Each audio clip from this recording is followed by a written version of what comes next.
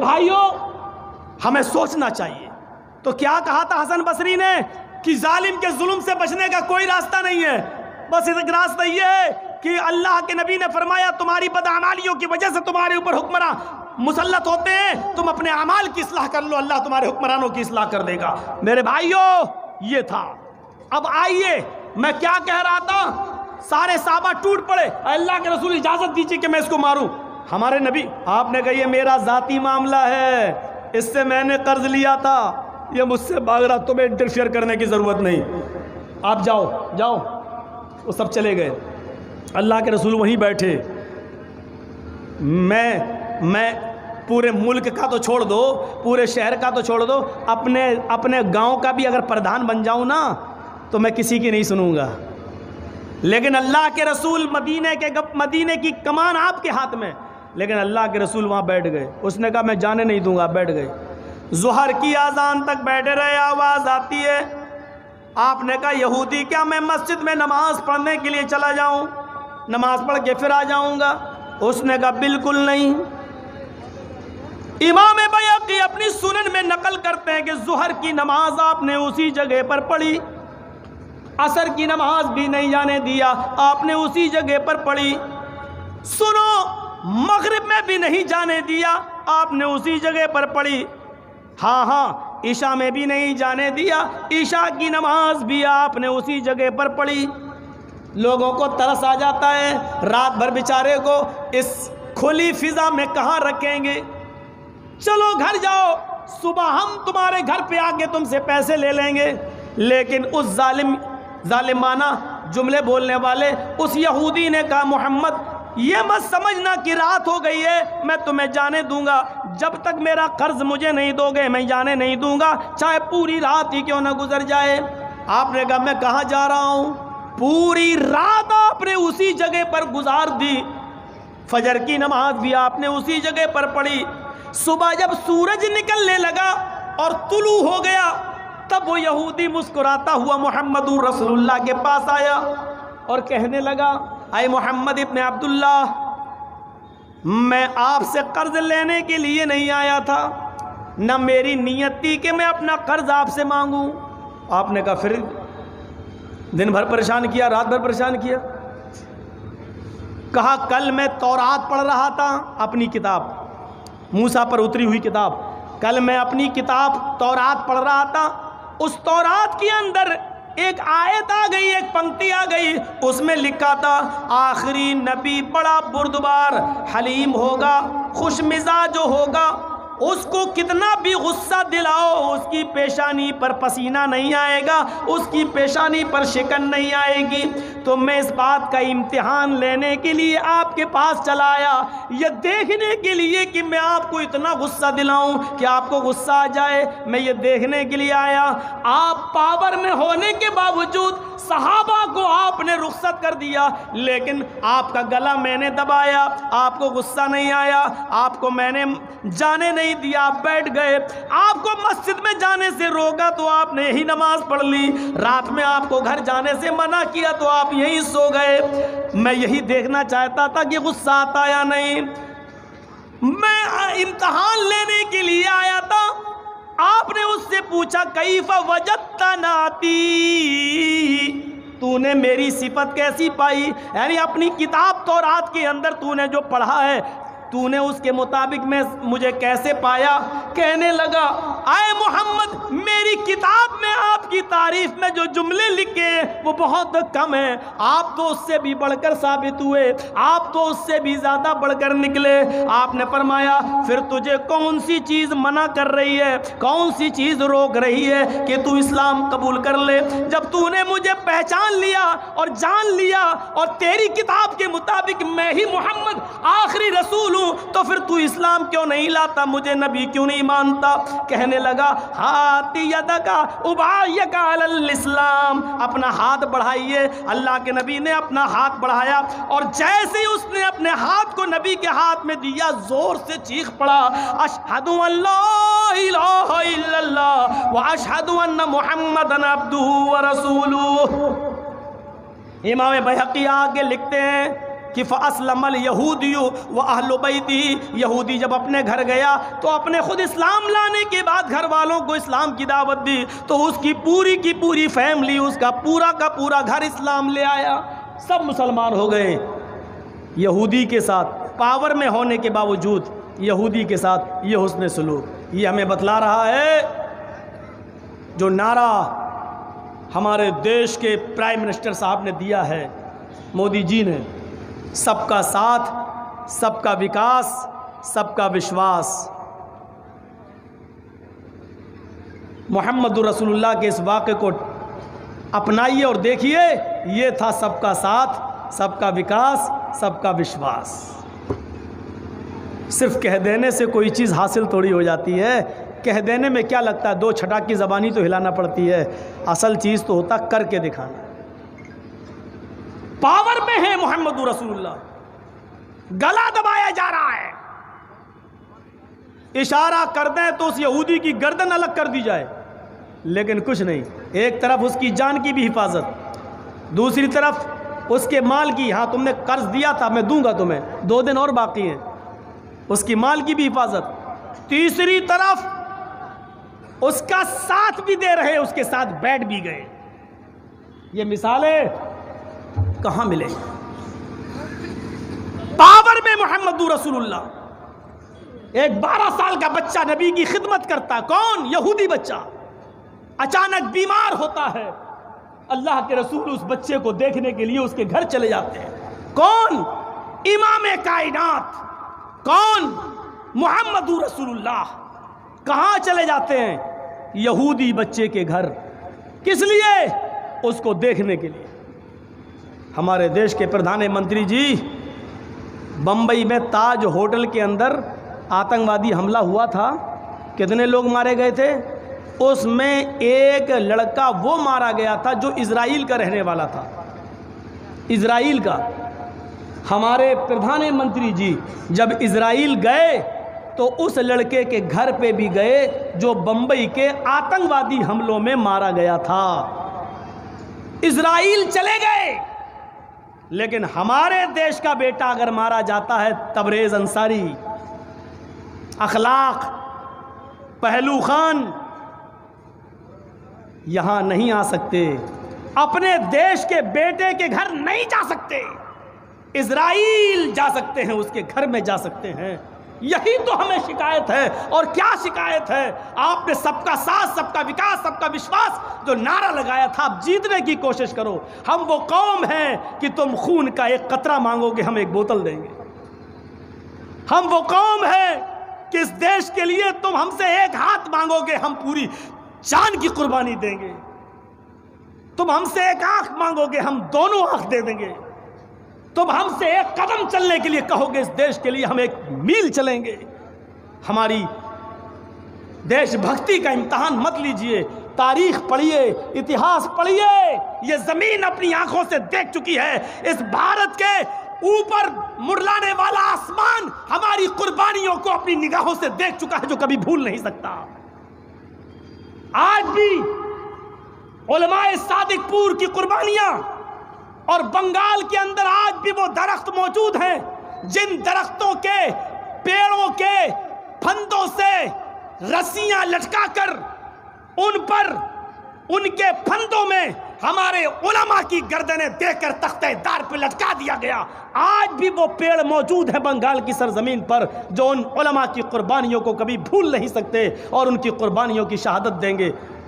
یہ ہماری قربانیاں رہی ہیں اس دیش کی آزادی میں۔ سمجھ رہے ہیں آپ؟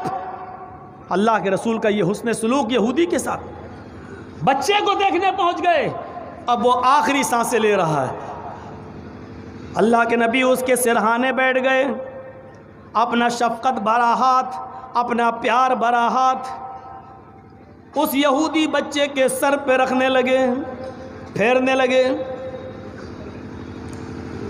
مدینے کی کمان محمد رسول اللہ کے ہاتھ میں، یہودی بچے کے سر پہ ہاتھ پھیر رہے ہیں۔ تھوڑی سی تسلی دے دیجئے مجھے میرے پردھان منتری جی، پیار بھرا ہاتھ اس دیش کے 25-30 کروڑ مسلمانوں کے سر پر بھی پھیر دیجئے۔ میری آپ سے گزارش ہے، یہ مسلمان بھی اس دیش کے بیٹے ہیں، ہم بھی اس دیش کے ناگرک ہیں، تھوڑا سا پیار رحم و کرم دکھلا دیجئے، تھوڑا سا آ جائیے۔ دیش کے لیے جھکنا، اپنی اولاد کے لیے جھکنا کوئی بڑی بات نہیں ہے، تھوڑا سا نرم ہو جائیے اور پھر دیکھیے تھوڑی سی نرمی میں ہم کیا کیا قربانیاں دیتے ہیں اس دیش کے لیے۔ آپ تھوڑا سا ہمارا بھی امتحان لے لیجئے، اپنا بھی تھوڑا سا وشواس ہمیں جیتنے کا موقع دیجئے، ہم جیت جائیں، ہمارا وشواس بھی جیتنے کی کوشش کیجئے اور ہمارا وشواس بھی جیتیے۔ آئیے میرے بھائیوں، اس بچے نے اپنے باپ کو دیکھنا شروع کر دیا۔ اللہ کے نبی نے فرمایا، بیٹے کلمہ پڑھ لو، اشہدو ان لا الہ الا اللہ و اشہدو ان محمدن عبدہ و رسولہ۔ یہ جملہ سنتے ہی اس نے اپنے باپ کو دیکھنا شروع کر دیا۔ باپ کو معلوم تھا کہ میرا بیٹا محمد رسول اللہ کی خدمت کرتا ہے، ان کی مذہب کی تعریف کرتا تھا، ان کے اخلاق بتاتا تھا۔ میرے بیٹے کا پہلے ہی من تھا محمد رسول اللہ کا دھرم مذہب قبول کرنے کا۔ باپ نے سر ہلا کر اشارہ کیا، میرے بیٹے کلمہ پڑھ لو، کوئی بات نہیں، مجھے مت دیکھو، تمہارے سامنے بیٹے ہیں محمد رسول اللہ، تم ان کی خدمت کیا کرتے تھے، تمہارا دل بھی ان کی تعلیم پر تھا، پڑھ لو۔ باپ کی طرف سے اجازت ملی اور بیٹے نے کلمہ پڑھا، اشہد ان لا الہ الا اللہ و اشہد ان محمدن عبدہ و رسولہ۔ جیسی یہ کلمہ بیٹے کی زبان سے، یہودی بچے کی زبان سے نکلتا ہے، اس بچے کا انتقال ہو جاتا ہے، وہ یہودی بچہ اس دنیا سے رخصت ہو جاتا ہے۔ اللہ کے رسول اس بستر سے اٹھ جاتے ہیں، آنکھوں میں آنسو ہیں اور فرماتے ہیں اللہ کا شکر ہے، الحمدللہ الذی انقذہ من النار۔ اللہ کا شکر ہے کہ اس اللہ نے اس بچے کو جہنم میں جلنے سے بچا لیا، جہنم میں جانے سے نجات دی۔ ایک وقت کی نماز نہیں پڑھی، ایک وقت بھی روزہ نہیں رکھا، یہاں کلمہ پڑھا وہاں انتقال، اور اللہ کے رسول نے اس کو جنت کا سرٹیفکیٹ دے دیا۔ اللہ کا شکر ہے، تمام تعریف اس اللہ کے لیے جس نے اس بچے کو جہنم کی آگ سے بچا لیا۔ دیکھیں آپ، یہ تھا حسن سلوک، سب کو لے کر چلنے کا۔ بیمار ہوا تو اس کو دیکھنے کے لیے پہنچ گئے۔ کہاں ملے گی یہ تعلیم؟ کون؟ یہودیوں کے ساتھ بیٹھے اپنے صحابہ کے بیچ میں، اچانک دیکھا ایک جنازہ آ رہا ہے، قریب آیا، پتہ چلا یہودیوں کا جنازہ ہے، یہودی اپنے کسی رشتہ دار کو لے کے جا رہے ہیں۔ اللہ کے رسول صلی اللہ علیہ وسلم جہاں بیٹھے تھے اس کے قریب سے گزرا، آپ کھڑے ہو گئے۔ جب جنازہ کافی آگے چلا گیا تب آپ بیٹھے۔ صحابہ نے سوال کیا، اللہ کے رسول مرنے والا تو یہودی تھا، آپ پھر بھی کھڑے ہو گئے؟ تو اللہ کے رسول نے کہا، یہودی تھا تو کیا ہوا، کیا انسان نہیں تھا؟ انسانیت کا سبق، مانوتا کا سبق، مانوتا کا پاٹھ کیا پڑھایا؟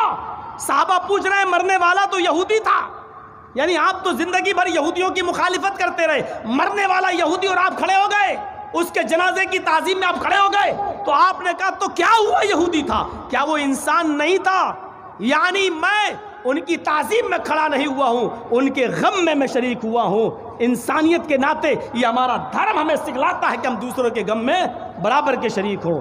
بھائی ظاہر بات ہے کسی کا بیٹا ہوگا، کسی کا باپ، اس کے رشتہ داروں کو غم ہوگا نا اس کے مرنے کا، تو ہمیں کسی کے غم میں شریک ہونے سے کون روک سکتا ہے؟ ہونا چاہیے شریک۔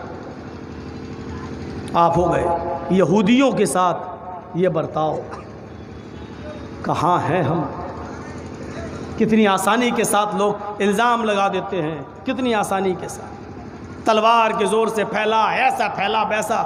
آئیے یوٹیوب کے اوپر میری تقریر کچھ بھی نہیں، ایسے ایسے بیان دیے جا رہے ہیں کھلے کھلے، ایسے ایسے 2021 تک 22 تک اسلام کو اس دنیا سے مٹا کے رکھ دوں گا،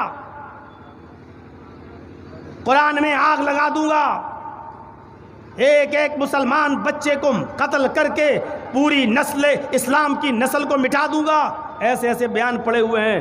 لیکن انڈیا ٹی وی والے کی آنکھیں بٹن بنی ہوئی ہیں، یہ نہیں دکھ رہا ہے، نہیں دکھے گا، یہ بھڑکاؤ نہیں ہے۔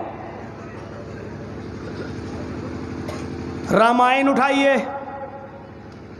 रामायण कहती है, रामचंद्र जी का फरमान सुनिए, अगर तुमने किसी एक मनुष्य को, मुसलमान हिंदू की कैद नहीं, अगर तुमने किसी एक मनुष्य को, एक इंसान को नाजायज बिना किसी गलती के एक थप्पड़ मार दिया तो तुम मनुष्य नहीं कहलाओगे, यानी जानवर हो जाओगे।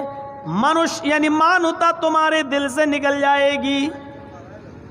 अब सुनिए पहले इधर, ए भैया इनको जाना हो, जाओ जल्दी उठ के भागो तो यहाँ से। एक तो पीछे डिस्टर्ब कर रहे हैं, आगे वाले भी कर रहे हैं। अब देखिए रामायण का श्लोक सुन लिया, क्या कहा रामायण में? वाल्मीकि रामायण की बात नहीं, रामचरितमानस की, रामचरितमानस तुलसीदास जी ने जो लिखी उसकी बात कर रहा हूँ। रामचंद्र जी कहते हैं, अगर तुमने किसी भी मनुष्य को एक थप्पड़ मार दिया, थप्पड़ बिना किसी गलती के, बिना किसी गलती के, तो तुम मनुष्य नहीं कहलाओगे, यानी मानवता तुम्हारे अंदर से निकल चुकी है। इससे पता चल सकता है कि जब किसी को थप्पड़ नहीं मार सकते हो तो किसी की जान कैसे ले सकते हो। आइए सिख धर्म क्या कहता है? सिख धर्म कहता है, अगर तुम्हारी जात से किसी जानवर को तकलीफ पहुंची और तुम्हारी जात से अगर कोई कुत्ता या बिल्ली या चूहा भी मारा गया, उसको तुमने सताया और वो मर गया, तो तुम भी उसी शरण में यानी जानवर कहलाओगे, इंसानियत तुम्हारे अंदर भी नहीं मिलेगी। ये सिख कहते हैं, सिख सिख सिख। गुरु नानक ने कहा। आइए जरा जैन धर्म देखते हैं। जैन धर्म में महावीर जी कहते हैं, तुम जमीन के ऊपर चलो तो कोशिश करो कि पैरों में चप्पल ना हो, और इतने धीरे धीरे कदम रखो, इतने मुलायम कदम रखो कि जमीन पर रेंगने वाली छोटी छोटी चींटियां या कीटाणु जो तुम्हें दिखाई नहीं देते वो भी तुम्हारे पैर के दबने से मर न जाएं। और जब तुम किसी चटाई पर या कुर्सी पर बैठो तो उसको नरमो नाजुक कपड़े से साफ कर लो, झाड़ लो, उसके बाद में बैठो, ताकि कुर्सी पर रेंगने वाला कोई मच्छर या चींटी तुम्हारे बैठने की वजह से दब न जाए, मर न जाए। ये जैन धर्म के अंदर लिखा है। आओ जरा क्रिश्चियन मजहब देखते हैं, ईसाईयत। बाइबल कहती है, ईसा मसीह कहते हैं, जो तुम्हारे दाएं गाल पे थप्पड़ मारे तुम उससे बदला ना लो, बाएं गाल उसको पेश कर दो, और जो तुम्हारे बाएं गाल पर थप्पड़ मारे तो भी बदला ना लो, उसको तुम दायां गाल पेश कर दो, लेकिन कोशिश करो कि उसके ऊपर तुम हाथ ना उठाओ। ये मानवता है। आगे लिखा है, अगर कोई मजबूर आदमी है वो तुमसे कुर्ता छीन ले, तुम्हारा कुर्ता, तुम्हारी शर्ट, तुम्हारा पंजाबी लेकर भाग जाए, तो तुम उसके पीछे पीछे भागो और उसको पकड़ लो और उससे पूछो कि तुमने कुर्ता क्यों छीना। उसके पीछे छिपी हुई मजबूरी को सुनो। अगर वो तुम्हें मजबूर नजर आए, अगर वो तुम्हें गरीब नजर आए, तो तुम उसको अपना पैजामा भी उतार कर दे दो। हालांकि ये बहुत हद तक मगलूब करने वाली तालीम, लेकिन इंसानियत में दिखाना चाहता हूँ आपको। ये ईसा मसीह कह रहे हैं कि दाएं गाल पे थप्पड़ मारो तो बायां गाल पेश कर दो, बाएं गाल पे थप्पड़ मारे तो कोई दायां गाल, कुर्ता लेके कोई भागे तो उसके पीछे दौड़ो, उसको पकड़ लो और उससे पूछो। अगर उसके पीछे तुम्हें मजबूरी नजर आए तो उसको अपना पैजामा भी उतार कर दे दो, यानी उसकी भरपूर मदद करो। ये ईसा अलैहिस्सलाम ने, ईसा मसीह ने कहा है, जो बाइबल के अंदर मौजूद है। मैंने आपके सामने हिंदू धर्म के रामचंद्र जी की, सिखों के गुरु नानक की, जैनियों के महावीर जी की, ईसाइयों के जीसस की, ईसा मसीह की, मैंने 4 मजहब की मिसालें दी हैं। आओ जरा कुरान से सीखो। कुरान क्या कहता है? या अय्युहन्नास इन्ना खलकनाकुम मिन ज़करिन व उन्सा वजअलनाकुम शुऊबन व क़बाइल लितआरफू इन्ना अक्रमकुम इंदल्लाहि अत्क़ाकुम। ہے ساری دنیا کے لوگوں، ہم نے تم کو ایک ہی مرد سے ایک ہی عورت سے پیدا کیا ہے، تم سب کا باپ ایک ہے، تم سب کی ماں ایک ہے، تم ایک ہی باپ کے بیٹے اور ایک ہی ماں کی سنتان ہو، تم سب آپس میں بھائی بھائی ہو، تمہارا باپ ایک ہے، تمہاری ماں ایک ہے۔ یہ قرآن کہتا ہے کہ تمہارا باپ ایک، تمہاری ماں ایک، تم بھائی بھائی ہو، اس لیے کہ کوئی بھائی کسی بھائی کو تکلیف نہیں دیتا، تم بھی کسی کو، ہمیں بھی کسی کو تکلیف نہیں دینا ہے۔ کون سا مذہب ہے جو ہمیں آپس میں لڑا رہا ہے؟ مجھے بتاؤ، میں نے ہندو دھرم کا نام لیا، میں نے سکھ کا نام لیا، میں نے جین دھرم کا نام لیا، میں نے عیسائیت کا نام لیا، میں نے اسلام کو پیش کیا، کون سا دھرم ہے جو ہمیں آپس میں لڑانے کی تعلیم؟ ایک دھرم کا نام پیش کرو، ایک دھرم کا۔ اب اتنی تعلیم پیش کرنے کے بعد اب میں کہتا ہوں، دلی کی سڑکوں پر جن لوگوں نے نعرہ تکبیر کہتے ہوئے، اللہ اکبر کہتے ہوئے اگر کسی کو گولی ماری، وہ اسلام کے دشمن ہیں، اور اگر کسی نے جے شری رام کہتے ہوئے کسی کو گولی ماری تو وہ ہندو دھرم کے دشمن ہیں، وہ رام کو کلنکت کر رہے ہیں۔ اللہ کا نام لے کر جس نے مارا وہ اسلام کو کلنکت کر رہا ہے، جس نے رام کا نام لے کر گولی چلائی وہ ہندو دھرم کو اور رام کو کلنکت کر رہا ہے۔ رام چندر جی تو یہ کہہ رہے ہیں ایک تھپڑ بھی اگر تم نے بنا کسی غلطی کے مارا تو تم حیوان، انسان نہیں کہلاؤ گے، منشیہ نہیں کہلاؤ گے۔ مجھے بتاؤ پھر کہاں ہے جے شری رام کا نعرہ لگا کر مارنے والوں؟ تم نے رام چندر جی کو اوپر نہیں اٹھایا، ان کی عزت نہیں کی، تم نے تو ان کو کلنکت کر دیا، تم نے تو ان کو رسوا کر دیا۔ اے اللہ کا نام لے کر مارنے والوں، تم نے تو اپنے بھائی کو ہی مار ڈالا، تم نے تو اپنے بھائی کا ہی قتل کر ڈالا، تم نے تو اپنے بھائی کو مار ڈالا۔ اور آئے وہ لوگوں جو اس دھرتی کو ماں کا درجہ دیتے ہیں اور دھرتی کو دھرتی ماتا کہتے ہیں، میں ان سے پوچھنا چاہتا ہوں تمہاری ماں نے اس خون کو کیسے برداشت کیا ہوگا کہ اسی کی چھاتی پر کھڑے ہو کر تم نے اسی کے بیٹے کو مار کر اس کا خون اپنی اس کی ماں کے چھاتی پر ڈال دیا ہے۔ یہ ماں جس کو تم ماں کہتے ہو، اس ماں نے اپنے لاڈلے کے خون کو اپنی گود میں کیسے برداشت کیا ہوگا؟ تم نے تو اس دھرتی ماتا کی لاج نہیں رکھی، تم نے تو اس کے کلیجے کے ٹھنڈک کو چھین لیا، تم نے تو اس سے اس کا کلیجہ چھین لیا۔ چاہے وہ ہندو ہو یا مسلمان، یہ دھرتی کسی ایک کی ماں نہیں، تمہارے عقیدے کے مطابق جو بھی اس دھرتی پر ہے وہ سب کی ماں ہے۔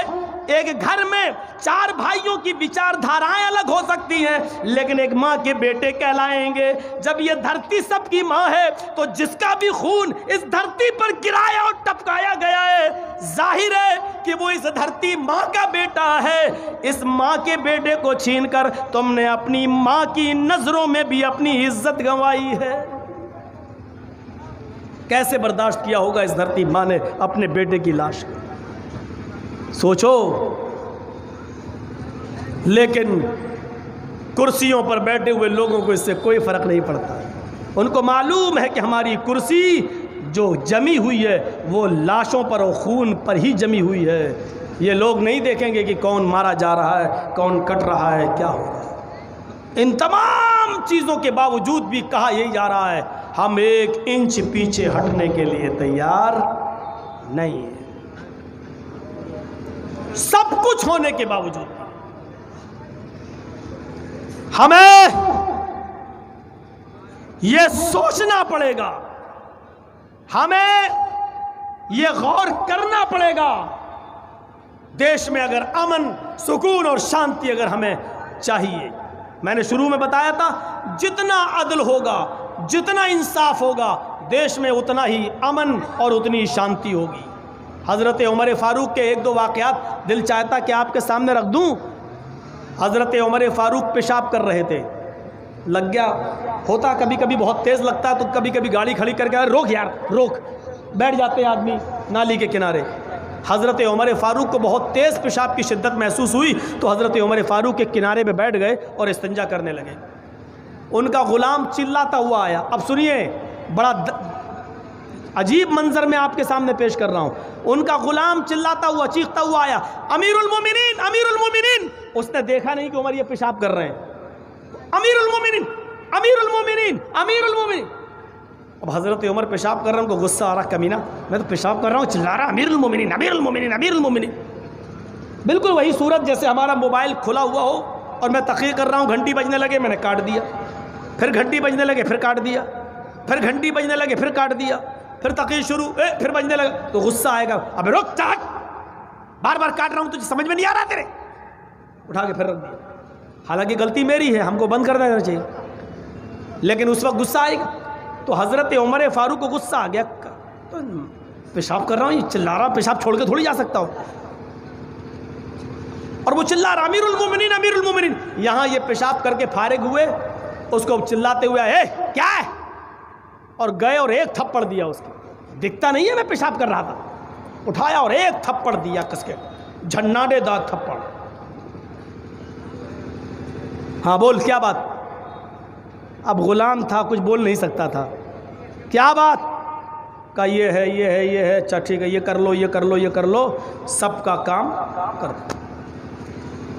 جانے لگا. امیر المومنین نے کہا جلدی سے شام تک مجھے اس کام کی خبر دو، تم نے یہ کام کیا کہ نہیں کیا. اس نے کہا ٹھیک ہے میں شام کو بتاتا ہوں. ابھی آپ کہاں جا رہے ہیں؟ کہا میں گھر جا رہا ہوں، قیلولہ کروں گا. حضرت عمر نے کہا اب میں قیلولہ کروں گا، تھوڑا سا آرام کروں گا.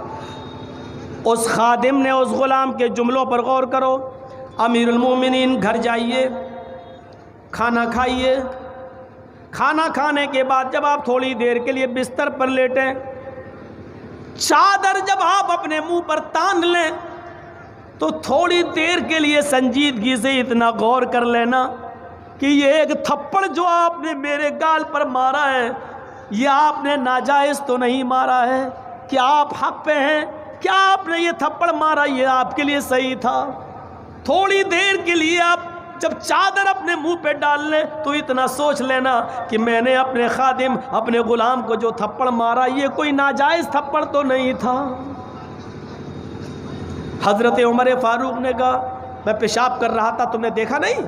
اس نے کہا امیر المومنین اتنا بڑا پاگل نہیں ہوں میں، اگر میں آپ کو پیشاب کرتے ہوئے دیکھ لیتا تو میں کیوں چلاتا، میں چیختا کیوں، میں کیوں کہتا؟ جب میں دیکھ رہا ہوں کہ آپ استنجا کر رہے ہیں تو میں کیوں بولتا؟ میں نے کبھی آپ کو اس جگہ پر پیشاب کرتے ہوئے دیکھا ہی نہیں، اس لیے یہاں میری نظر گئی نہیں، مجھے نہیں معلوم تھا. حضرت عمر نے کہا واقعی نہیں معلوم تھا؟ کہا نہیں. حضرت عمر فاروق کی آنکھوں میں آنسو آ گئے، کہتے ہیں تب تو میں نے گھر جانے کی ضرورت نہیں ہے، چادر اوڑھ کر سوتے وقت سوچنے کی ضرورت نہیں ہے، تو نے دیکھا نہیں تھا میں نے تھپڑ مار دیا، اب میرا فیصلہ یہ ہے کہ یہ تھپڑ میں نے تجھے ناجائز مارا، یہ غلط مارا. اپنی غلطی کا احساس. حکومت چلانے کے لیے یہ ضروری ہے کہ غلطی ہم سے بھی ہو سکتی ہے، کیونکہ ہم انسان ہیں. اگر یہ تصور ہمارے حکمرانوں کے دلوں میں آ جائے تو میرے بھائیو امن و امان اور شانتی بحال ہو جائے. حضرت عمر فاروق رضی اللہ تعالیٰ عنہ نے کہا آئے میرے خادم، جتنی زور سے میں نے تجھے تھپڑ مارا ہے، ان تمام لوگوں کے سامنے میں نے تجھے ذلیل کیا ہے، تھپڑ مارا ہے، ان تمام لوگوں کے سامنے تو بھی مجھے تھپڑ مار. حضرت عمر فاروق نے جیسے ہی کہا اس غلام کے الفاظ پر غور کرو. ان کے غلام نے کہا امیر المومنین آپ نے مان لیا کہ مجھ سے غلطی ہوئی، میں نے بھی آپ کو معاف کر دیا، جائیے غلطی کا احساس ہو گیا بس یہی کافی ہے. آپ نے مان لیا کہ مجھ سے غلطی ہوئی، تھپڑ جائز نہیں ہے، ناجائز مارا، میں نے آپ کو معاف کر دیا. حضرت عمر نے اس کا ہاتھ پکڑا. تم اس لیے معاف کر رہے ہو کیونکہ میں تمہارا مالک ہوں، تم میرے غلام ہو، غلام ہو کر اپنے مالک کو مارنا نہیں چاہتے ہو، تم قیامت کے دن مجھ سے بدلہ لے لو گے، اس لیے اسی دنیا میں بدلہ لے لو، میں جانے نہیں دوں گا. اس نے کہا میں تمام لوگوں کے سامنے اقرار کرتا ہوں امیر المومنین میں نے آپ کو دل سے معاف کر دیا. حضرت عمر نے کہا لوگو یہ اس لیے معاف کر رہا ہے کیونکہ میں امیر المومنین ہوں اور یہ تم لوگوں کے سامنے مجھے ذلیل نہیں کرنا چاہتا ہے، یہ قیامت کے دن مجھ سے بدلہ لے گا، میں اس کو جانے نہیں دوں گا، آئے میرے غلام تمہیں بدلہ اسی دنیا میں لینا ہوگا۔ اس نے کہا امیر المومنین اب میں جو کام کرنے جا رہا ہوں اس کام کے بعد تمہیں بھی اختیار نہیں ہوگا۔ حضرت عمر نے کہا کیا کام کرنے جا رہے ہو؟ اس نے کہا قسم ہے مجھے اپنے رب کے عزت و جلال کی، میں اللہ کی قسم کھا کے کہتا ہوں میں قیامت کے دن آپ سے بدلہ نہیں لوں گا، میں دل کی گہرائیوں سے آپ کو معاف کر رہا ہوں۔ حضرت عمر نے تمام لوگوں سے کہا لوگوں دیکھو یہ تم سب کے سامنے اللہ کی قسم کھا رہا ہے، اگر قیامت کے دن یہ اپنا انتقام لینے کے لیے کھڑا ہو جائے تو تم سب کو گواہی دینا ہے، اے اللہ اس نے تو تیرا قسم کھا کر تیرا نام لے کر معاف کر دیا تھا، آج یہ غلط بول رہا ہے، آج یہ غلط بول رہا ہے۔ تمام لوگوں کو گواہ بنایا، اس غلام نے تھپڑ نہیں مارا اور یہ کہا کہ میں نے اللہ کی قسم آپ کو دل کی گہرائیوں سے معاف کر دیا، اپنے آپ کو اس کی عدالت میں پیش کر دیا اور کہا کہ تم بھی بدلہ لو۔ جب ایسا حاکم تھا، حکمراں تھا، خلیفہ تھا، امام تھا اور امیر تھا تو میرے بھائیوں اس بستی میں امن تھا، چین تھا، سکون تھا، اطمینان تھا، آرام کی اور چین کی نیند لوگ سو رہے تھے۔ میرے بھائیوں آج تو صورتحال یہ ہے کہ اگر ہماری بچی دلی یا علی گڑھ پڑھتی ہے تو ایک باپ اس کو وہاں تک چھوڑنے جاتا ہے اور جب تک وہ پڑھ نہ جائے، پوری ڈگری نہ لے لے، اپنے گھر پہ باپ ڈرتا ہے کہ میری بیٹی کی عزت و آبرو پر کوئی حملہ نہ کرے۔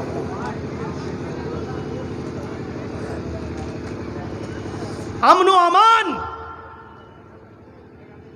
کون سے واقعات سنیں گے آپ؟ حضرت قاضی شریح، حضرت علی نے ان کو باڈی گارڈ دیے تھے، قاضی شریح کو جو ان کی نگرانی کرتے تھے کہ کوئی یہودی مجوسی عیسائی ان پر حملہ نہ کرے، فیصلہ سنانے میں ماہر تھے۔ ایک دن کوئی بہت ایمرجنسی کیس تھا، اس کی سماعت کر رہے تھے، لوگوں کی بھیڑ عدالت میں لگی ہوئی تھی، لوگ قاضی شریح کے دربار تک پہنچ چکے تھے، ان کی کرسی تک پہنچ چکے تھے، ڈر تھا کہ یہ لوگ کہیں ان کی کرسی تک آ کر ان کو گھیر نہ لیں۔ ایک سپاہی، قاضی شریح کا ایک سپاہی، ایک باڈی گارڈ، ایک دربان لاٹھی نکالتا ہے اور ایک آدمی جو زیادہ آگے بڑھ رہا تھا ان کے قریب قاضی شریح کے جج کے پاس آنا چاہتا تھا، اٹھا کر اس کو بھگانے کے لیے یا اس کو پیچھے کرنے کے لیے ایک ڈنڈا اس کو مارا، چل پیچھے چل چل، اور غور کرو ایک ڈنڈا پڑا، اس نے اسی ڈنڈے کو کھاتے وقت اس یہودی نے فوراً مقدمہ دائر کیا، قاضی صاحب آپ کی آنکھوں کے سامنے مجھے ڈنڈا مارا گیا ہے، مجھے بدلہ چاہیے، مجھے انتقام چاہیے۔ قاضی شریح نے اپنے دربان سے کہا کر گھرے میں کھڑے ہو جاؤ۔ کھڑا ہو گیا، تم نے اس کو ڈنڈا مارا؟ ہاں مارا۔ کیوں مارا؟ کہا میں آپ کی حفاظت کے لیے آپ کا باڈی گارڈ بن کر کھڑا ہوں اور یہ اتنی تیز دھکے دے دے کر آگے بڑھ رہا ہے، آپ کی حفاظت کرنا یہ میری ذمہ داری ہے۔ انہوں نے کہا حفاظت کی ذمہ داری یہ کہ تم اس کو سمجھاتے، ہاتھ سے پیچھے کرتے، تم نے ڈنڈے کا استعمال کر کے غلط کیا ہے، لہٰذا اس کے ہاتھ میں ڈنڈا دیا جائے۔ اس یہودی کے ہاتھ میں ڈنڈا دیا گیا۔ قاضی شریح نے کہا جتنی زور سے اس نے تجھے مارا ہے میرے دربان کو بھی ایک ڈنڈا مارو۔ اس یہودی نے اس دربان کو ڈنڈا مارا۔ اس روشنی میں میرے بھائیو یو پی کی پولیس آپ کو کیسی لگ رہی ہے؟ اس واقعے کی روشنی میں دلی کی پولیس آپ کو کیسی لگ رہی ہے؟ جے این یو میں یا جامعہ ملیہ میں لائبریریوں میں گھس کر ٹوائلٹ میں چھپی ہوئی لڑکیوں کو بھی بال پکڑ کر نکالنے والی اور ان کو مارنے والی جینٹس پولیس اس واقعے کی روشنی میں آپ کو کیسی لگ رہی ہے؟ میرے بھائیو اس بات کو سوچئے اور سمجھیے اور غور کرنے کی ضرورت ہے۔ قاضی شریح نے اپنے باڈی گارڈ اپنے سپاہی کو بھی یہودی کے ہاتھ سے ڈنڈا پڑوایا کہ تم نے کیوں مارا ہے، لاٹھی کیسے چلائی ہے؟ کیا یوگی جی اپنی پولیس سے پوچھیں گے تم نے گولیاں کیسے چلوائی ہیں؟ فیروز آباد کے اندر 20 سے 25 آدمی کیسے مارے گئے ہیں؟ لکھنؤ کے اندر اتنا خون خرابہ کیسے ہوا ہے؟ لاشیں کیسے بہی ہیں؟ تمہیں گولی چلانے کا آرڈر کس نے دیا تھا؟ گولی چلنا تھی تو پہلے پیر پہ کیوں نہیں ماری گئی؟ جو اصول ہیں بھیڑ کو بھگانے کے، گولی تو لاسٹ سٹیج ہے، اس سے پہلے تم نے آنسو گیس کیوں نہیں چھوڑے؟ تم نے لوگوں کو لاٹیاں بھاج کر تتر بتر کیوں نہیں کیا؟ جب گولی چلانے کی نوبت تھی تو تمہیں پہلے پیر پہ گولی مارنا چاہیے۔ پیر پہ گولیاں نہیں لگی، جتنے لوگوں کو گولیاں لگی تو ان کے سینے میں یا ان کے سر میں ہی کیوں لگ رہی ہیں؟ یہ تمام چیزیں حساب و کتاب کی ہیں بھارت کے لفظ سنویدھان و قانون کے مطابق، لیکن کیا کریں؟ انصاف کہاں سے ملے گا؟ ہم آہ بھی کرتے ہیں تو ہو جاتے ہیں بدنام، اور تم قتل بھی کرتے ہو تو چرچا نہیں ہوتا۔ میرے پیارے ساتھیوں، ہمیں حضرت قاضی شریح کے انصاف سے سیکھنا پڑے گا۔ اس زمانے کے اندر عدل و انصاف کا ایک پیمانہ یہ بھی تھا، اس لیے امن تھا۔ حضرت علی کی ایک زرہ کھو جاتی ہے، زرہ جو پہن لی جاتی تھی سینے پر تاکہ کوئی تیر دشمن کا نہ لگے۔ حضرت علی کے زمانے میں ان کی زرہ کھو گئی۔ 6 مہینے کے بعد وہ زرہ ایک یہودی کے ہاتھ میں حضرت علی کو دکھی۔ حضرت علی نے کہا اے یہودی، یہ زرہ تیرے پاس کہاں سے آئی؟ اس نے کہا یہ تو میری ہے۔ حضرت علی نے کہا یہ میری ہے۔ اس نے کہا اے علی، میرے پاس دیکھ کر آپ اپنی کہہ رہے ہیں، آپ جھوٹ بول رہے ہیں۔ حضرت علی نے کہا میں جھوٹ بول رہا ہوں؟ کہا کیا اور کیا، میری چیز کو آپ اپنی چیز کہہ رہے ہیں، میں نہیں دوں گا۔ آپ کو لینا ہے تو جائیے کورٹ سے، عدالت سے لے لیجئے۔ کورٹ، وہ بھی کس کو؟ امیر المومنین کو۔ کیا کہہ رہا ہے؟ کوفہ کے مالک ہیں حضرت علی، کیا کہا جا رہا؟ کورٹ سے لے لو۔ حضرت علی نے اپنی کورٹ میں، اپنی عدالت میں مقدمہ دائر کیا۔ کون جج؟ قاضی شریح۔ کس نے بنایا؟ حضرت علی نے۔ جج کس نے بنایا؟ علی نے۔ جج کون؟ قاضی شریح۔ فیصلہ کس کے حق میں ہو رہا ہے؟ دیکھیے، یہودی کھڑا ہے، علی کھڑے ہیں۔ یہودی حضرت علی سے پوچھا تم نے مقدمہ دائر کیا، بتاؤ پرابلم؟ کہا یہ زرہ میری ہے۔ یہودی سے پوچھا قاضی صاحب نے کیا معاملہ؟ اس نے کہا یہ زرہ میری ہے۔ قاضی صاحب نے کہا، قاضی شریح نے، تمہاری زرہ ہے؟ ہاں۔ کیا ثبوت ہے تمہارے پاس؟ یہودی کی دلیل دیکھو۔ یہودی کہتا ہے قاضی صاحب میری دلیل یہ ہے کہ یہ میرے پاس ہے۔ حضرت علی اگر یہ کہہ رہے ہیں وہ میری ہے تو دلیل ان کو دینا چاہیے، ان کو ثابت کرنا چاہیے، مجھے نہیں۔ میری زرہ ہے اس لیے کہ یہ میرے پاس ہے، میں اس کا مالک ہوں۔ قاضی صاحب نے کہا تمہاری بات ٹھیک ہے، تم صحیح کہہ رہے ہو۔ اے علی آپ بتاؤ، یہ زرہ اگر تمہاری ہے تو تمہارے پاس کیا دلیل ہے، گواہ کیا ہے؟ حضرت علی نے کہا میرے پاس گواہ ہے۔ اے حسن آؤ۔ حسن نے گواہی دی، کہا اے قاضی صاحب یہ زرہ میرے باپ کی ہے، میں گواہی دے رہا ہوں، میں محمد رسول اللہ کا نواسا ہوں، کہ آپ کو مجھ سے جھوٹ کی امید ہے؟ قاضی صاحب نے کہا مجھے تم سے جھوٹ کی امید نہیں ہے، مجھے تمہارے باپ کے بھی جھوٹا ہونے کا یقین نہیں ہے، لیکن یہاں دلیلیں دیکھی جائیں گی، جذباتی بیان نہیں۔ اے حسن تم اپنے باپ کے بارے میں گواہی دے رہے ہو کہ یہ میرے باپ کی زرہ ہے۔ پہلی بات سنو، شریعت باپ کے حق میں بیٹے کی گواہی قبول نہیں کرتی ہے، لہٰذا تمہاری گواہی نہیں مانی جائے گی۔ قاضی حضرت علی کے خلاف کہہ رہا ہے، تمہاری گواہی قبول نہیں ہوگی۔ کہا میرے غلام کو لاؤ۔ قاضی نے یہ کہہ کر غلام کی گواہی کو بھی مسترد کر دیا کہ مالک کے حق میں غلام کی گواہی بھی نہیں مانی جائے گی، اور دوسرا گواہ لاؤ۔ حضرت علی نے کہا دوسرا کوئی گواہ نہیں ہے میرے پاس۔ پھر قاضی کا فیصلہ یہ تھا، اے یہودی یہ زرہ کا مالک تو ہے، یہ زرہ تیری ہے، جاؤ۔ دیکھ رہے ہیں آپ، حضرت علی نے قاضی بنایا اور فیصلہ علی کے خلاف ہو رہا ہے۔ یہودی کو زرہ دے دی گئی۔ یہودی جب کورٹ سے باہر نکلتا ہے کہتا جج صاحب، قاضی صاحب آپ نے اپنا فیصلہ سنا دیا، قرآن و حدیث کے مطابق جو فیصلہ ہونا چاہیے تھا آپ نے میرے حق میں کر دیا، اب میرا فیصلہ سنو۔ اے قاضی صاحب حضرت علی اپنے دعوے میں سچے ہیں، یہ زرہ میری نہیں ہے، حضرت علی کی ہے۔ میں تو امتحان لینا چاہتا تھا کہ دیکھیں جج کہیں علی کے پریشر میں کام تو نہیں کر رہا ہے، جج کہیں امیر المومنین کے دباؤ میں آ کر فیصلہ تو نہیں کر رہا ہے۔ میں نے سمجھ لیا آپ اسلام کی روشنی میں فیصلہ کرتے ہیں، امیر المومنین کے دباؤ میں نہیں۔ اس یہودی نے کلمہ پڑھ لیا۔ اس وقت امن تھا جب عدالتیں کسی کے پریشر میں کام نہیں کرتی تھیں۔ آج امن اس لیے نہیں ہے کیونکہ عدالتیں آج پریشر میں کام کر رہی ہیں۔ ہائی کورٹ کا جج اگر کہتا ہے کہ ایف آئی آر درج ہونی چاہیے بھڑکاؤ بیان دینے والوں کی، یعنی کپل مشرا کی، جس دن یہ بیان دیتا ہے 24 گھنٹے کا عرصہ نہیں گزرتا اس کا ٹرانسفر کر دیا جاتا ہے۔ بابری مسجد کا فیصلہ کیا کہیں گے آپ اس کو؟ اس کے ججمنٹ میں لکھا ہے سن 1947 کو جب ہمارا ملک آزاد ہوا اس وقت بابری مسجد موجود تھی، 500 سال پرانی بابری مسجد تھی، 500 سال سے برابر مسجد رہی۔ 1947 میں مسجد تھی، 1949 تک اس مسجد میں نماز پڑھی جاتی تھی۔ 1949 میں اس میں غلط طریقے سے مورتیاں رکھی گئیں۔ کورٹ اس بات کو کہہ رہی ہے، کون؟ Supreme court. اور 6 دسمبر 92 کو، سن 92 میں 6 دسمبر کو بابری مسجد کو جو شہید کیا گیا، توڑا گیا اس ڈھانچے کو، اس مسجد کو، وہ بھی غیر قانونی تھا۔ جو لوگ یہ کہتے ہیں مندر توڑ کر مسجد بنائی گئی، وہ لوگ مندر ہونا ثابت نہیں کر پائے، لہذا یہ غلط ہے کہ مسجد مندر توڑ کر بنائی گئی۔ اتنی چیزیں ہمارے پکش میں تھیں، لیکن اس کے باوجود فیصلہ کیا ہے؟ یہ جگہ رام للا کو دی جاتی ہے اور مسلمانوں کو ایودھیا میں کسی دوسری جگہ پر 5 ایکڑ زمین دے دی جائے۔ یہ ہوتا ہے فیصلہ ہمارے سپریم کورٹ کا۔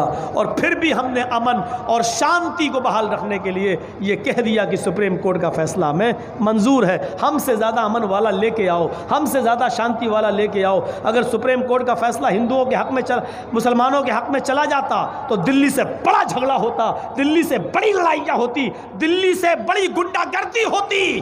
میرے بھائیوں، اتنا کلیجہ نہیں ہے ہمارے بھائیوں کے پاس کہ اتنا بڑا فیصلہ اپنے خلاف سن لیتے ہو۔ ہم نے ہمیشہ اس دیش میں امن چاہا، اس لیے سب کچھ ہم نے امن کی خاطر قربان کر دیا، برداشت کر لیا۔ دھارا 370 کشمیر سے ہٹائی گئی، ہم نے برداشت کیا، کوئی بات نہیں، امن چاہتے تھے۔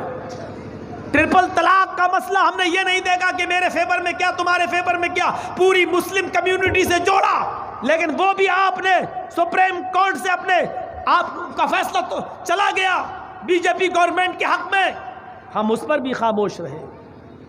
کیا کیا آپ ہمارا امتحان لوگے؟ ہم نے اس دیش میں ہمیشہ امن و سکون چاہا، ہمیشہ امن و سکون چاہا۔ حضرت عمر فاروق کے اس واقعے سے آپ کیا سبق حاصل کرنا چاہتے ہیں؟ غور کرو، ایک یہودی لڑکا عمر ابن عاص ملک شام کے گورنر کے بیٹے سے کہتا ہے، عمر ابن عاص کا بیٹا یہودی بچے سے کہتا ہے، سنا بہت اچھا گھوڑا دوڑاتے ہو، ہم سے دوڑا کر دکھاؤ۔ دونوں نے گھوڑا دوڑایا، یہودی بچہ گھوڑے سے آگے نکل گیا، عمر ابن عاص کا بیٹا پیچھے رہ گیا۔ عمر ابن عاص کے بیٹے کو غصہ آیا، وہ نکلا اور کہا تیری ہمت کیسے پڑی مجھ سے آگے نکلنے کی؟ اس نے ایک تھپڑ اٹھا کر جڑ دیا یہودی کے بچے کے۔ یہودی کا بیٹا کہتا ہے میں تمہارا مقدمہ اس شہر کے گورنر کی عدالت میں لے جاؤں گا، عمر ابن عاص کے پاس لے جاؤں گا، عمر ابن عاص کے پاس میں تمہیں سزا دلواؤں گا۔ عمر ابن عاص کا بیٹا کہتا ہے آ یہودی بچے تو کہیں بھی چلا جا میرا کچھ نہیں ہوگا، تو کہیں بھی چلا جا میرا کچھ نہیں ہوگا، تو جس گورنر کا نام لے رہا وہ میرا باپ ہے، میں شہر کے گورنر کا بیٹا ہوں، میرا کچھ نہیں ہوگا۔ یہودی بچہ کہتا اچھا تم گورنر کے بیٹے ہو، ہاں تب تو واقعی کچھ نہیں ہوگا۔ وہ خاموش ہو گیا۔ 1 مہینے کے بعد مدینے سے گشت کرتے ہوئے حضرت عمر فاروق ملک شام آتے ہیں، ملک شام کی عوام کو جمع کرتے ہیں اور اپنے قائم کردہ گورنر عمر ابن عاص کے بارے میں پوچھ رہے ہیں، بتاؤ تمہیں ان سے کوئی شکایت تو نہیں ہے، تمہیں ان سے کوئی شکایت تو نہیں ہے؟ یہودی بھی موجود ہے، عیسائی بھی موجود ہے، تمہیں ان سے کوئی شکایت تو نہیں ہے، تمہیں ان سے کوئی شکایت تو نہیں ہے؟ سارے لوگ بولتے ہیں کوئی شکایت نہیں ہے۔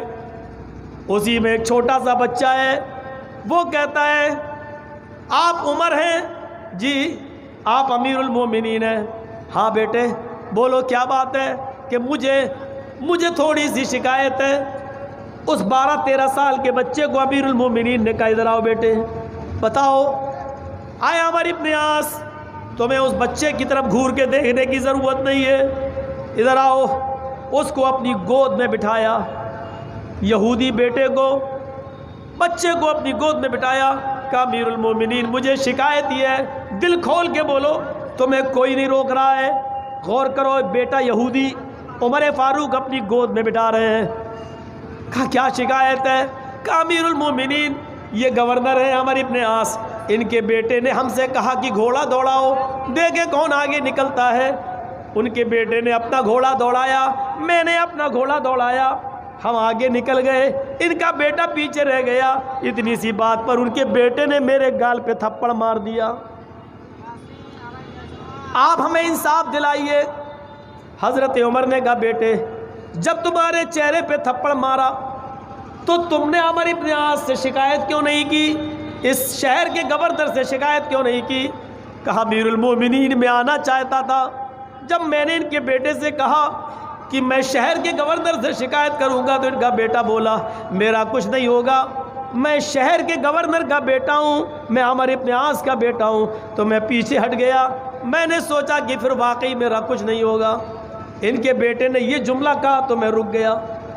حضرت عمر فاروق نے گھور کر عمر ابن عاص کو دیکھا، عمر ابن عاص نے کہا امیر المومنین میرا بیٹا حاضر ہے۔ اے عمر ابن عاص کے بیٹے، یہ بچہ جو بول رہا ہے سچ بول رہا ہے؟ کہا امیر المومنین ایک ایک لفظ سچا ہے۔ کھڑے ہو جاؤ۔ اے یہودی بیٹے، جتنی زور سے اس نے تمہیں تھپڑ مارا تھا اتنی زور سے تم بھی اس کو تھپڑ مارو۔ سب کے سامنے اس یہودی لڑکے نے عمر ابن عاص کے بیٹے کے چہرے پہ تھپڑ مارا۔ اس کے بعد امیر المومنین نے اپنے غلام سے کہا آئے خادم اب تم کھڑے ہو۔ خادم کھڑا ہوا، دیکھیے حساب ہو گیا، یہودی نے مارا تھا، عمر ابن عاص کے بیٹے نے مارا تھا، یہودی نے مار لیا، قصہ برابر، بدلہ ہو گیا، انتقام ختم۔ لیکن نہیں، ابھی انتقام باقی ہے۔ اب دیکھیے کیا کر رہے ہیں حضرت عمر۔ آئے میرے غلام کھڑے ہو جاؤ، جس کے ساتھ آئے تھے کھڑا ہو گیا۔ آئے عمر ابن عاص ادھر آؤ، عمر ابن عاص کو قریب کیا۔ آئے میرے غلام، آئے خادم، ایک زوردار تھپڑ اس لڑکے کے باپ، اس شہر کے گورنر عمر ابن عاص کے چہرے پر بھی مارو۔ تھپڑ غلام نے اپنے آقا اپنے مالک کا کہنا مانتے ہوئے شہر کے گورنر عمر ابن عاص کے گال پر بھی تھپڑ مارا۔ عمر ابن عاص کے گال پہ تھپڑ پڑا لیکن کچھ نہیں بولے، ہاتھ نیچے کیا، فرمایا امیر المومنین کیا میرے سوال کا جواب ملے گا؟ کہا بولو۔ میرے بیٹے نے یہودی بچے کو مارا، میں نے اپنے بیٹے کو پیش کر دیا، یہودی بچے نے میرے بیٹے کو مار لیا، معاملہ رفع دفع ہو گیا، ختم ہو گیا۔ لیکن یہ تھپڑ جو آپ نے سب کے سامنے انسلٹ کراتے ہوئے میرے چہرے پر میرے گال پہ پڑوایا، یہ کیا تھا؟ یہ میرے اوپر ظلم نہیں ہے تو اور کیا ہے؟ حضرت عمر نے کہا نہیں، یہ تھپڑ میں نے تیرے چہرے پر اس لیے پڑوایا ہے عمر کہ تیرے بیٹے کو تو نے، اپنے بیٹے کو تو نے صحیح تربیت نہیں دی، صحیح تعلیم نہیں دی۔ اگر تو نے اپنے بیٹے کو صحیح تعلیم دی ہوتی تو تیرا بیٹا یہودی بچے کو تھپڑ مارتے ہوئے یہ نہیں کہتا کہ میرا باپ اس شہر کا گورنر ہے، میرا کچھ نہیں ہوگا۔ تمہیں معلوم ہے کہ اسلام لانے کے بعد امیر و غریب سب برابر ہوتے ہیں، عوام و رعایا اور حاکم سب برابر ہوتے ہیں۔ اگر جرم تم کرو گے تو سزا تمہیں ملے گی، تمہارا بیٹا کرے گا تو اس کو بھی ملے گی۔ تمہارا جرم یہ تھا کہ تم نے اپنے بیٹے کی صحیح تربیت نہیں کی، صحیح تعلیم نہیں کی۔ اب یہ تھپڑ تمہیں زندگی بھر احساس دلائے گا، اب تم اپنے گھر میں اپنی بیوی اور بچوں کو صحیح تربیت دو گے اور تمہاری اولاد گھر نکلنے کے بعد بھی عام ناگرک سمجھے گی اپنے آپ کو۔ میرے بھائیوں، یہ عدل اور انصاف کی ایسی کسوٹیاں تھی کہ جس کو پڑھ کر مہاتما گاندھی بھی چیخ پڑے، اس دیش میں امن، سکون اور شانتی تبھی بحال ہوگا جب اس دیش میں عمر فاروق جیسا عادل اور ان کا جیسا انصاف قائم ہو جائے گا۔ مہاتما گاندھی اس دیش کی سرکشا کو سمجھتے تھے، اس لیے عمر کی مثال دے گئے۔ گوڈسے اور ساورکر کی اولادیں جانتی ہیں کہ دیش کو کیسے تباہ کیا جائے، اس لیے وہ دیش کو تباہ کرنے میں لگے ہوئے ہیں۔ یہ عدل و انصاف کے معاملے تھے. غور کرو, ایسا ہو سکتا ہے؟ یہاں تو مرنے والوں کا حال نہیں پوچھا جاتا, اور وہاں عمر جب نکلے گشت کرنے کے لیے تو دیکھا ایک آدمی گھر کے باہر بیٹھا رو رہا ہے. اس کے پاس بیٹھ گئے, کیا ہوا؟ ارے جا, تو اور میرے ناک میں دم کرنے آ گیا. ارے جا, میں ویسی پریشان ہوں. تو ایک تو بھیس بدل کے, پہچانا نہیں کون. البدایہ والنہایہ میں حافظ ابن کثیر نے لکھا ہے, جو آدمی رو رہا تھا کان یہودی او مجوسی, یا تو وہ یہودی تھا یا مجوسی تھا, یعنی مسلمان نہیں تھا. پوچھا بتاؤ کیا بات؟ ارے جاؤ یار, تم میرا ناک میں دم کرنے آ گئے, پریشان کرنے آ گئے, بھاگو یہاں سے. حضرت عمر فاروق نے اب اس سے تھوڑا سا ایک چال چلی اس کے سامنے. دیکھو میں بھی گھر سے پریشان ہو کر نکلا ہوں, تم بھی پریشان ہو, پریشانی میں ہم تم دونوں برابر ہیں. ایسا کرو کہ میں اپنی پریشانی تمہیں بتا دوں, تم اپنی پریشانی ہمیں بتاؤ. ایسا کرنے سے دل ہلکا ہوتا ہے. اس کی پریشانی جاننا چاہ رہے ہیں. اس نے کہا میں تو آپ کو جانتا نہیں ہوں آپ کون ہیں, لیکن چلو غم کے مارے دونوں ہیں, اس لیے ہم اپنی پریشانی آپ کو بتاتے ہیں. دیکھو اتنی تیز بارش ہو رہی ہے, میری بیوی کو درد ہو رہا ہے, بچے کی پیدائش قریب ہے, وہ درد سے کراہ رہی ہے. اب بتائیے محلے میں دایا نہیں ہے, جو دایا تھی وہ کہیں دوسری جگہ جا چکی ہے. میری بیوی درد سے اتنا کراہ رہی ہے کہیں مر نہ جائے. مجھے میری بیوی کے غم نے نڈھال کر دیا ہے, اب میں بارش میں کہاں دایا کو ڈھونڈنے جاؤں. حضرت عمر نے کہا اچھا یہ پرابلم ہے کہ ہاں بیٹھو ابھی میں آتا ہوں. کہا کیوں؟ کہا میری بیوی بہت ایکسپرٹ ہے, بہت ہوشیار ہے بچے کی ڈلیوری کرنے میں. گئے عاتقہ, ارے اتنی رات میں آپ نے مجھے اٹھایا, کبھی نہیں اٹھاتے تھے, کیا ہوا؟ آج بہت بڑا نیک کام ہے, جنت حاصل کر لو. میری بیوی اٹھو, آج جنت خود قدموں پہ آ رہی ہے تمہارے. کہا کیا؟ تمہاری یہودی بہن کو یا مجوسی بہن کو ڈلیوری ہو رہی ہے, کوئی دایا نہیں مل رہی ہے, درد سے پریشان ہے کہیں مر نہ جائے. چلو تم ایکسپرٹ ہو بچے کی پیدائش کرنے میں.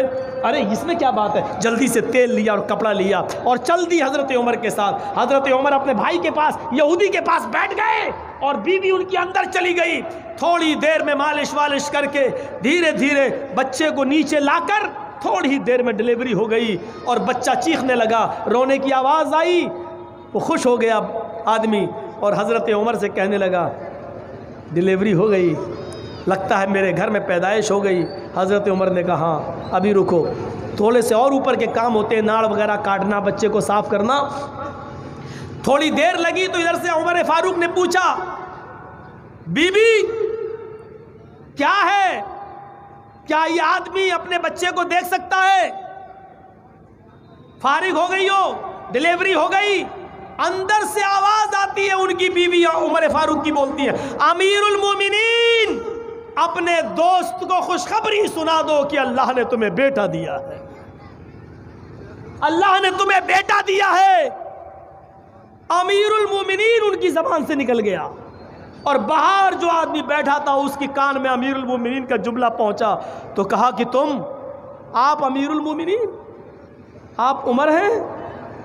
تو حضرت عمر فاروق نے مسکراتے ہوئے کہا نہیں, میں خادم ہوں, امیر المومنین نہیں خادم. خادم کا صحیح ترجمہ جانتے ہو کیا ہے؟ آج کے زمانے میں اگر خادم کا صحیح ترجمہ کیا جائے تو اس کا ترجمہ ہوگا چوکیدار. یہ ترجمہ میں نے کیوں کیا یہ آپ بھی اچھی طرح سمجھ رہے ہوں گے. خادم کا ترجمہ چوکیدار. حضرت عمر نے کیا کہا؟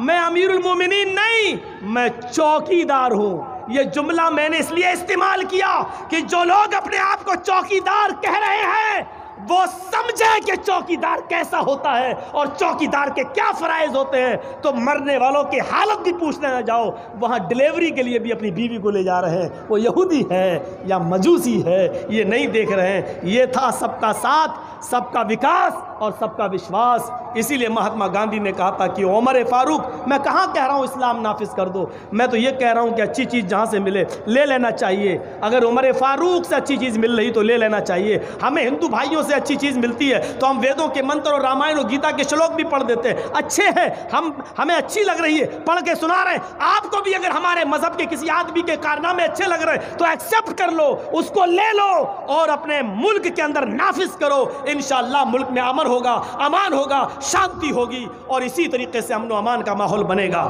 میں نے اپنے 2 گھنٹے پورے کر دیے ہیں میرے بھائیوں، زیادہ دیر اب ہم بول بھی نہیں پائیں گے کیونکہ یہاں سب سے زیادہ لیٹ ٹائم ملتا ہے، اور جگہوں پر تو ہمیں 12 بجے 11 بجے ٹائم دے دیتے ہیں، لیکن بتائیے 2-2:30 بجے، یا اللہ تھوڑا سا ہمارے اوپر بھی رحم کیجئے۔ میرے بھائیوں ایک بات اور سن لیجئے، میں بہت بے باک ہوں اس معاملے میں، دین کا کام ہمیں اور آپ کو سب کو مل کے کرنا ہے، تو دین کے کام کو دین سمجھ کے کرنا چاہیے۔ میرا نام اشتہار میں دے دینا کمال نہیں ہے، لیکن پہلے منظوری ملے تب دینا چاہیے۔ بہت سے لوگ اشتہار میں میرا نام میری منظوری کے بغیر دے دیتے ہیں، جو مجھے پسند نہیں ہے، کیونکہ اس علاقے میں جب میں جاؤں گا نہیں تو لوگ کہیں گے مولانا جرجیس نے دھوکہ دیا۔